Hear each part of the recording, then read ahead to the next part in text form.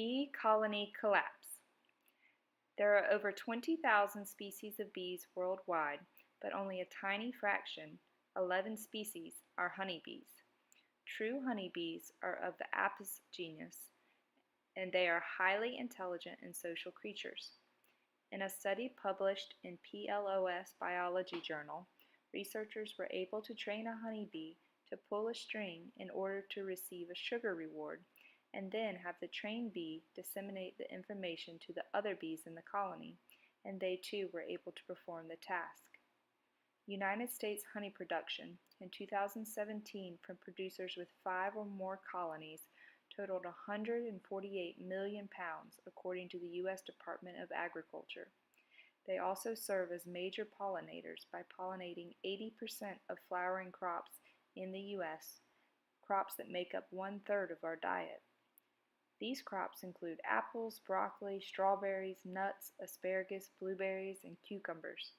Bees also pollinate crops including alfalfa and soy, which are major food sources for beef and dairy cattle.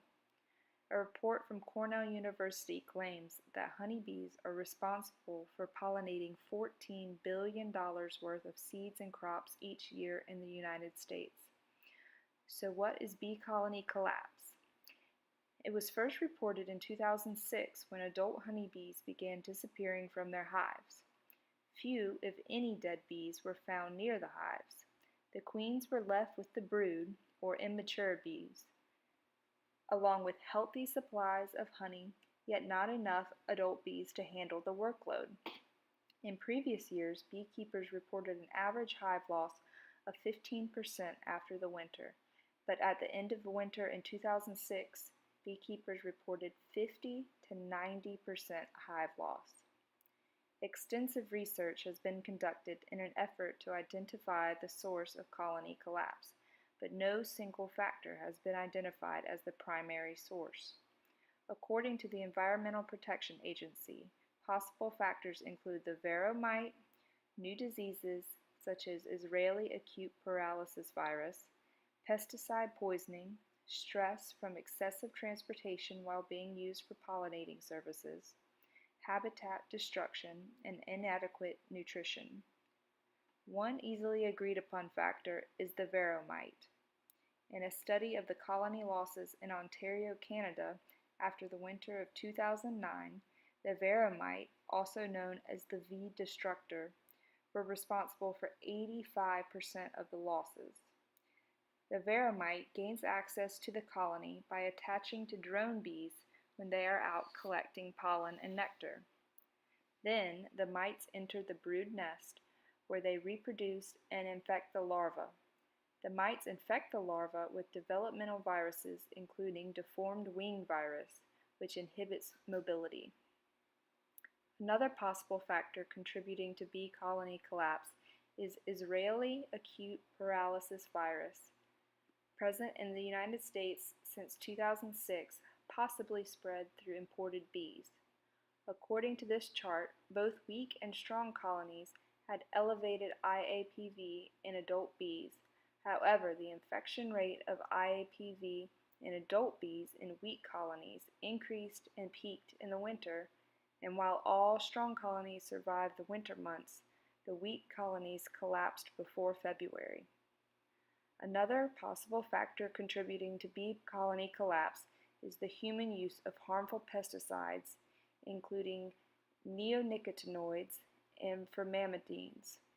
A 2013 study by Tahira Faruqi suggests that chronic exposure to these chemicals affects the bee's neurological and cognitive abilities. Another possible factor is the excessive transporting of honeybees being used as pollinators, yet another exploitation of the bees by humans.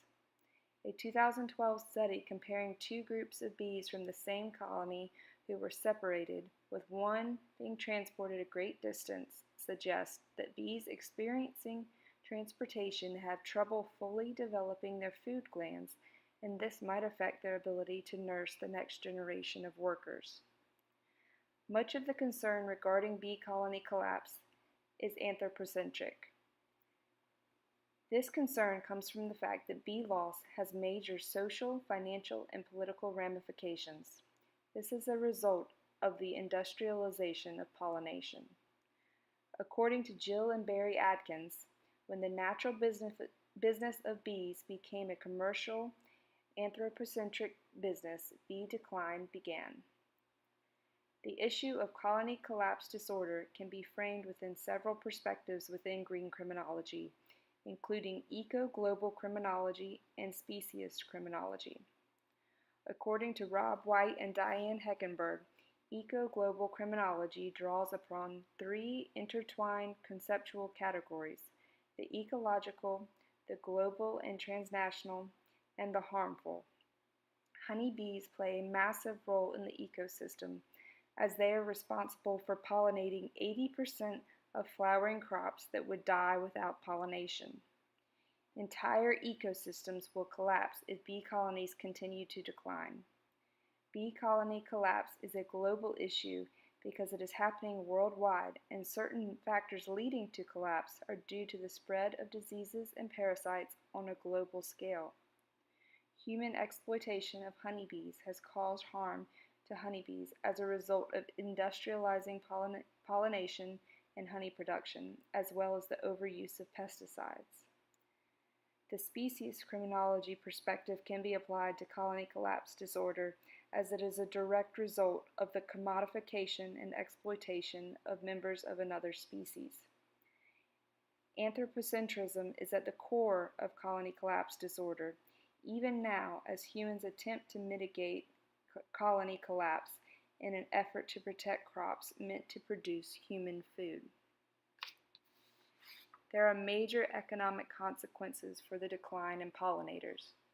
According to Jill and Barry Adkins, at the global level, predictions range from 26 billion pounds to 141 billion pounds per year, with most estimates clustering around 130 billion pounds per year, which is approximately 10% of the economic value of agricultural production.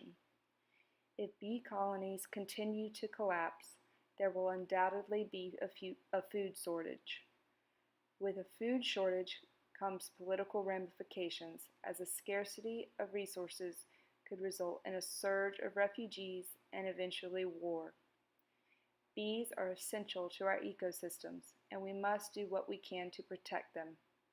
Albert Einstein made the warning clear, saying, "If the bee disappeared off the surface of the globe, then man would have only 4 years of life left."